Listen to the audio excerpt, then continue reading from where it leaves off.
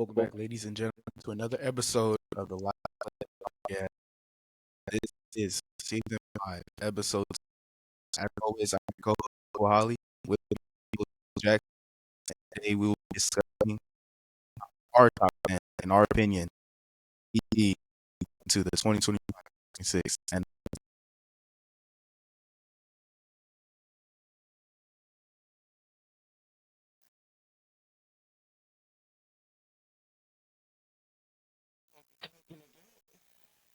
The defensive side of the ball is top 10 DBs heading into 2020. We've done a top 10 on quarterbacks. That was interesting. We've done a top 10 on receivers. That has been interesting as well. I've given you guys a top 5 consensus on the running backs. So now we're going to give you guys a top 10 on the defensive side of the ball.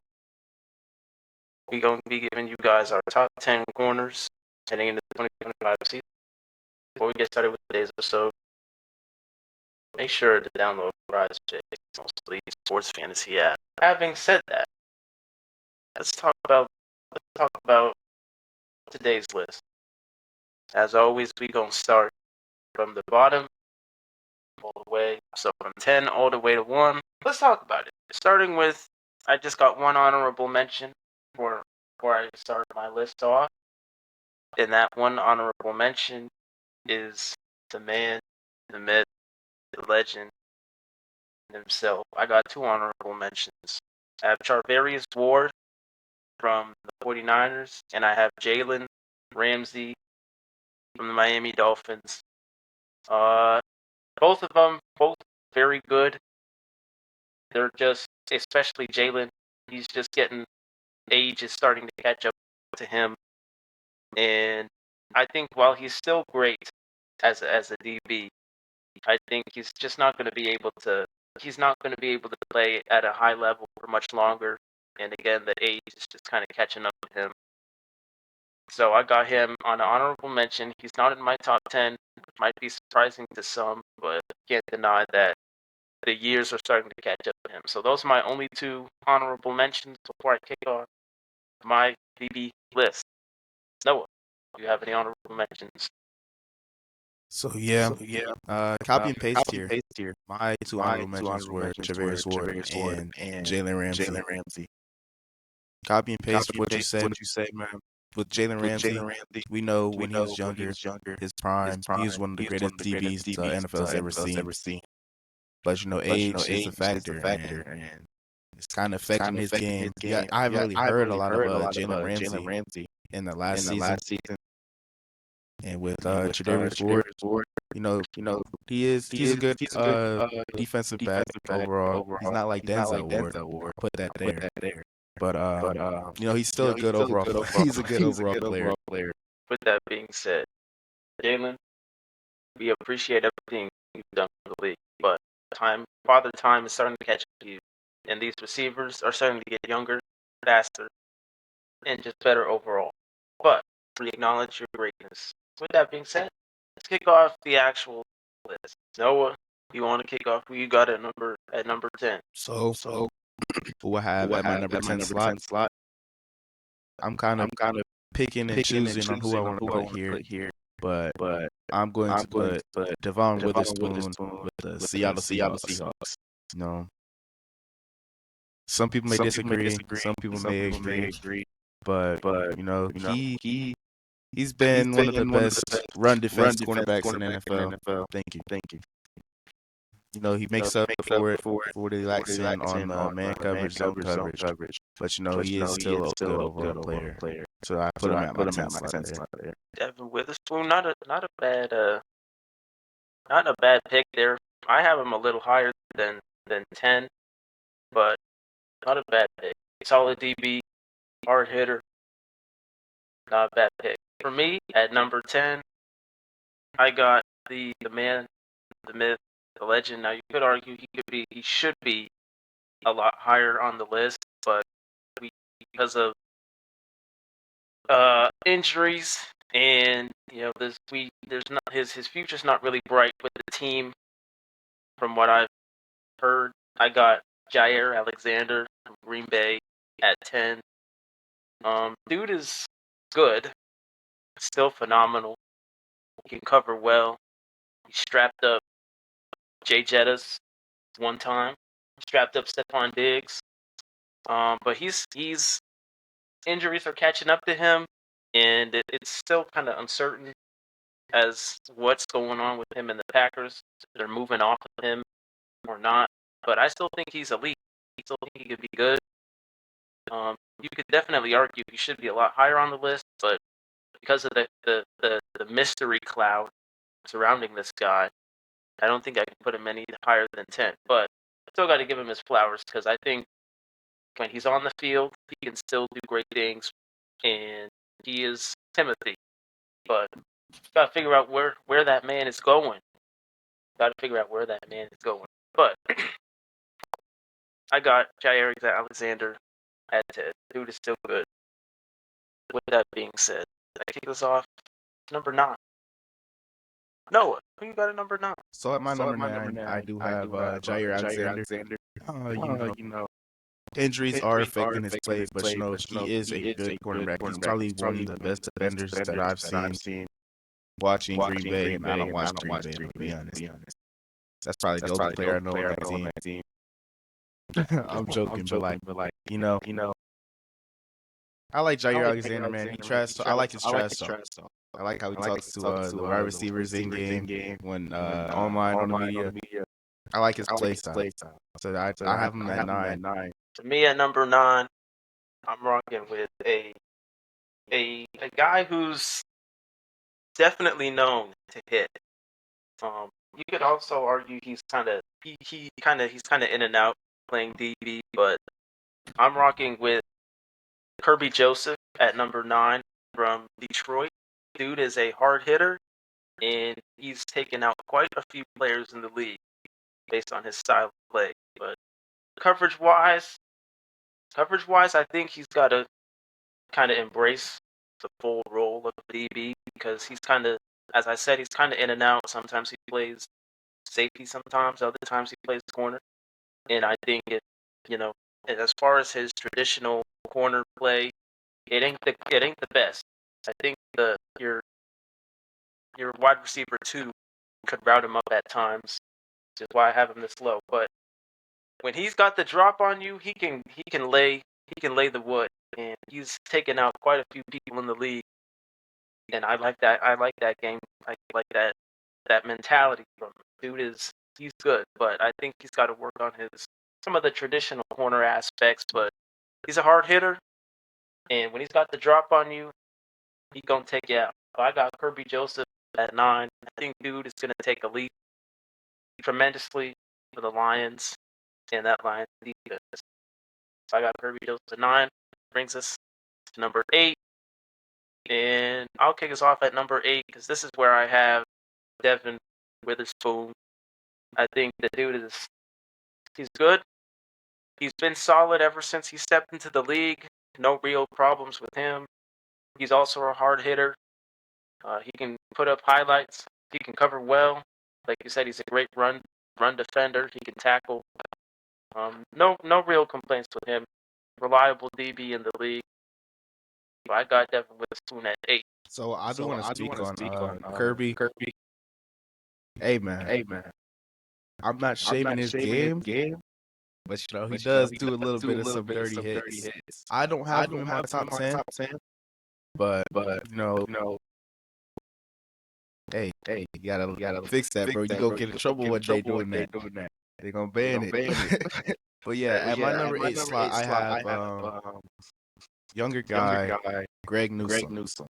No, one of the main pieces in the Browns defense. This young guy. He does really good man-to-man coverage. He usually guards the one slot, because we know Denzel Ward's primarily on the left side of the field. And he picks up there. He picks up the number one receiver for the teams that we play. His 2023 2024 season, he did pretty well that season. Last year, we know the defense, it wasn't really there, but like they didn't really have the opportunity to get on the field. The offense wasn't doing much. But we know what kind of guy Greg Newsome is, so that's why I put him in the number 8 slot. Hey, Greg Newsome is him. He's the second best DB on the team after Ward. But Greg Newsome is him. Kind of a sleeper pick. They're putting him in the top 10, having him on the list. With that being said, that brings us to number 7. At number 7, I'm going with I would say he's underrated because of the team that he's on. But this dude he's good. He's fallen under the radar of the team he's on. If y'all watch this man and y'all watch his highlights, y'all gonna see what I see. But I got J.C. Horn, DB out of Carolina on the Panthers. I think he's good. All right, he's good when he's on the field. Again, unfortunately, he plays for the Panthers, so he doesn't get the credit that he deserves. The team in general is trash, and I think they not gonna be good this year either. Well, no, let me take that back. Panthers fans, let me take that back. I think the Panthers will be better than how they did last season, but not much improvement. But you get the point. J.C. Horn, he can lock you up. He's good. Unfortunately, he just doesn't get the credit he deserves because he plays on the Panthers. But he gonna take a leap. If the Panthers take a leap, he gonna take a leap. But I got J.C. Horn, kind of a underrated sleeper pick for me at 7. So yeah. Sorry. For my number 7, I had DJ Reed with the Detroit Lions. One of the star players over on the Lions side of the ball. I have him over Kirby because we know Kirby. He is a safety, but he also plays corner. So I stuck with corners. You did put a safety in there, but it's all right. It's all right. Sorry. That's what happened. My number 7 spot. Hey, we should have clarified that. I should have clarified if we were gonna lump the safeties in with the DBs for shooting this episode. It's all right. It's all right. Moving forward, brings us to number 6. For me, well, actually, you know what? You go ahead. Who you got it today? At my number 6, I have Cooper DeJean. Younger guy, rookie. He did not let up a single touchdown last year with 97 targets thrown to him. The only reason I have him at number 6 is because he is coming into his sophomore season. If he was a little older, he had a little bit more experience on him, I would have him higher up on the list. But I gotta put him. If you check, whenever I'm ranking these guys, and I put a younger guy on the top 10 list, I never really have him above the top 5 because of age and experience. Sorry. So I have him at number 6. Next season, if he has a copy and paste season of what he did last year, I do believe that he will be in the top 5. But for this reason alone, experience, I'm putting him at 6. Well, not a bad pick. That's not a bad pick at all. Having Regine on the list. I don't know. I think it would be a little early for me to put him on the top 10 list. I think for me, he's got to replicate, what he did this season. Obviously, he had a phenomenal Super Bowl. So I got to give him his flowers. But I think it's a little too early for me to have him on the top 10. For my top 6, however, I do also have a teammate from Cooper DeJean. I got Quinyon Mitchell, who's also a youngin in the league at 6. And you could, for 6 and 5 for me, you could argue you could switch the two. But I got Quinyon Mitchell at 6. Just kind of like what you said about Cooper DeJean. He is young. He's only kind of got a year. of the NFL under his belt. But the dude was a big reason. The dude was a big reason that Eagles secondary was very good. He had a real good impact against the Commanders. He's the proud father of Scary Terry. Um, Scary Terry, you ought to be ashamed of yourself. You got locked up by a rookie this season. But I think he's if he continues the trend that he had coming into the league, he could win a Defensive Player of the Year down the line. But he's good. But everything you said about DeJean, pretty much the same reason why I got Mitchell this low. He's only got 1 year under his belt, and he's young. But lots of upside for both of the Eagles' teammates. Lots of upside. Which brings us to the top five. And as always, before we break into the top five, we got to give y'all our quick recap of 10 through 6. So, I'll start with my recap of 10 through 6. At number 10, I got Jair Alexander. Number 9, I do have, as Noah pointed out, I have a safety / corner on the list, Kirby Joseph. At number 8, I have Devin Witherspoon. Number 7, I have J.C. Horn. And number 6, I have Quinyon Mitchell. So that is who I got so far. That's my quick recap from 10 through 6. So for me, at number 10, I had Devon Witherspoon. At number 9, I had Jair Alexander. At number 8, I have Greg Newsome. At number 7, I have DJ Reed. And at number 6, I have Cooper DeJean. That is my 10 through 6. Brings us to the top 5. I'll kick us off with the top 5. And again, for me personally, I think, although this guy has way more experience than Mitchell, I think there are some things that you could slight him on, and you could argue he could be out of the top 5 in the top 5. You could argue. But for me, and it pains me to say this just a little bit, that he's this low on the list. But for me, I have our leader in the secondary, Denzel Ward, at 5. And I would say this is pretty low for him because he's really good. Like, he's really elite, and he's always been elite since he came into the league. But the two problems I have with him is, well, first off, the injury history. All right, it is no secret that this man occasionally cannot give us a full season because he is injury prone, and we need a guy.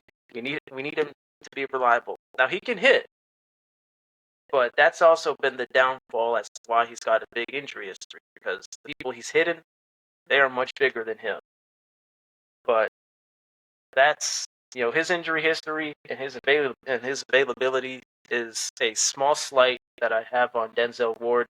But when he's on the field, he's elite, and he showed it.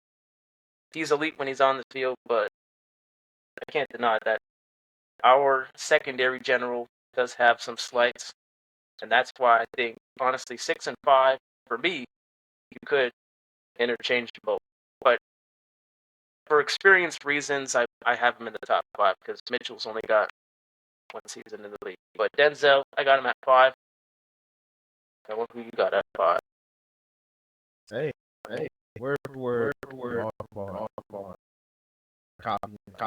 Number 5, I have one of the leaders of the for Cleveland Browns. His injury history, it shows it doesn't show in the play, but it does show in the record. In these games where we need all 3 of our DBs, Emerson Island, Greg Newsome, and Denzel Ward, the Warden. We need all 3. And whenever he's not there, it does affect our play on the defense. But that's why we do have Greg Newsome and Emerson Island. But hey, if Denzel Ward, we know what a healthy Denzel Ward can do. He kind of shows how he did in Ohio State, man. You got barbecue back there or what? But yeah, I do have. I got him at 5. That is true. Hey, Denzel, he's still elite. He's still elite when he's on the field, but his availability just ain't right. It's not right, especially as a late. But we do got some promising young guys, except for Emerson. I don't know what you're seeing in Emerson, but every time I'm telling you, every time I watch this man play, he's just getting burnt the next play. The next play he's getting burnt, dude. But I mean, I guess he's got time to fix it, but I don't know. Newsom is a dog, though. But Emerson might be a puppy. He might be a puppy. Brings us to number 4. Know who you got at 4. Going into his Derek Stingley Jr. from Houston Texans.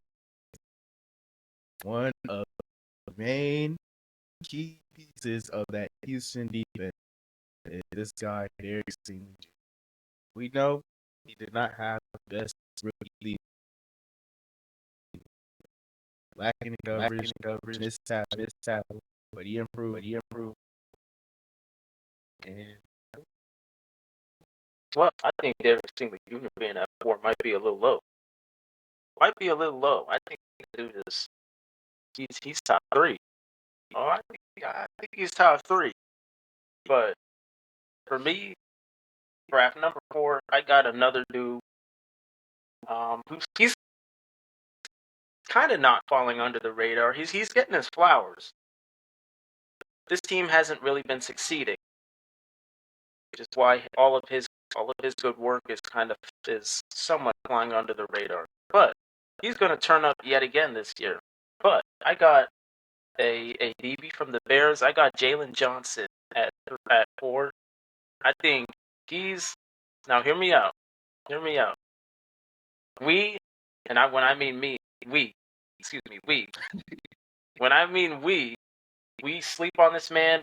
We only sleep on him because the Bears are not good. But if you watch his highlights, he is a lockdown dude. He is a lockdown dude, and I think he's got defense player of the year potential. And I think he's gonna pop off. If the Bears pop off this year, he's gonna pop off this year. But I think I gotta give him his flowers. I can't let him fly under the radar.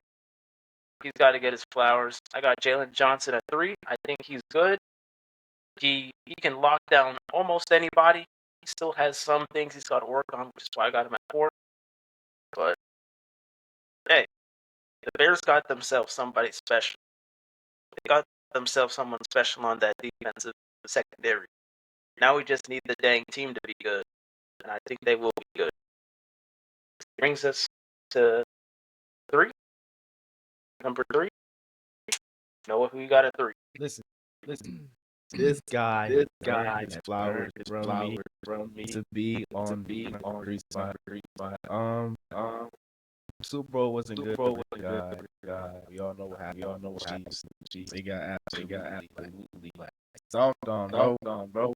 But at my number 3, I do have Trent McDuffie from Kansas City.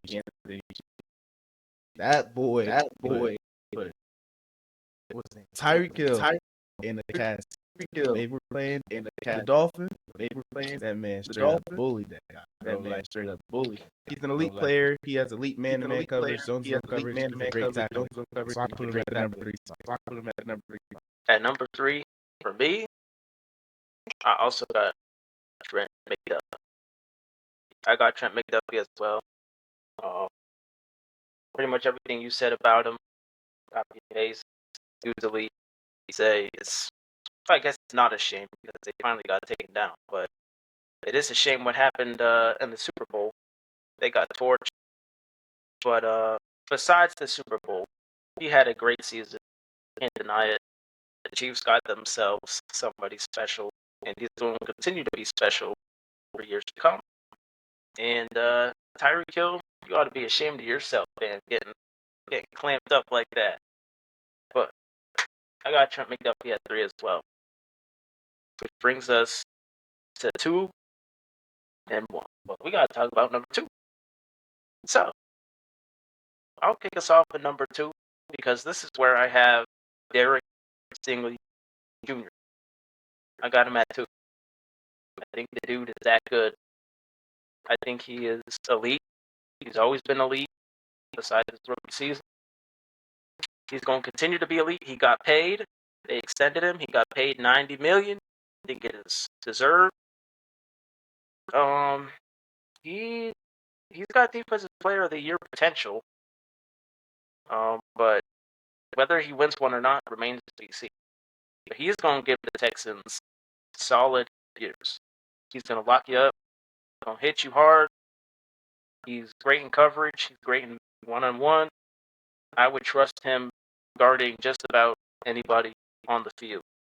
I got Derrick Stingley Jr. You either left out my number one or my number two. I thought we were on the same pad here for the top three. But it's crazy. All right, so I'm kind of picking and choosing on who I want to put at this two spot. I already know who your number one guy is going to be. So that means you left out this guy. So his name Sauce Gardner with the New York Jets. Sauce Gardner with the New York Jets. I have him at my number two spot. He has the length and speed to keep up with these wide receiver ones on these opposing teams. His rookie season, he did not allow a single touchdown on him. I'm not sure if he did this past season, but he is one of the best cornerbacks in the game. So I have him at my number two spot. Oh my gosh, I forgot about Sauce. I forgot about him. Oh my gosh, bro. Totally forgot about Sauce. Hey, we got, man, I think we might have to redo this whole episode. I gotta redo my list. Man, I forgot about Sauce. My gosh. Well, Lock in, bro. yeah. I guess there's no way. That's what you get for putting a Bears cornerback on the roster, bro. But Jalen Johnson is good though. He's good. Maybe he was too high. Putting Jalen at 4 may have been too high. I think that's the problem. But I gotta give Jalen Johnson his flowers. He's good. Screw it. I'm putting. Even though technically he had to regress, I got it. There's no way I can leave Sauce on the list, bro. I can't believe I forgot about Sauce. So I'm putting at 1B Sauce and at 1A Pat Surtain. I'm putting him at number 1A and Sauce at number 1B. They both don't share number 1. Even though technically, if I didn't forget about Sauce, he would be at number 2. But man, Sauce and Pat, we obviously know Pat, Defensive Player of the Year, and he could win maybe a couple more down the line. And he's elite. Pat, he's elite. Dude can do everything. He's the best in every coverage, and I would trust him to lock up pretty much anyone and everyone on the field. Sauce, can't believe I forgot you, brother. Sauce, pretty much the same thing, although he had a slight, and I mean small regress, but that's mainly because the team in general was not good. But I think Sauce will be back. If the team is good, Sauce will continue to be elite, and I think he is elite. But man, there's no way. There's no way I forgot about this man. No way, bro. So I gotta put Sauce at 1B, Pat at 1A. Did you give us your number 1 yet? My number one's Pat Surtain. So given you did not forget Sauce Gardner, for the first time we did agree on the top three in our ranking. That's crazy, dog. How you gonna forget about Sauce Gardner? Oh my gosh, bro. That Jalen Johnson thing messed me up. But there's no way. It messed me up. I forgot about Sauce, man. That's crazy work, dog. Hey, Sauce. Sauce. You number one, bro. But I never thought of that. We actually do have the same top 3, essentially. If I didn't forget about Sauce, but man, Totally forgot about Sauce. That Jalen Johnson thing messed me up. It messed me up. But having said those things, this has been season 5, season 2 of Life's Playbook podcast.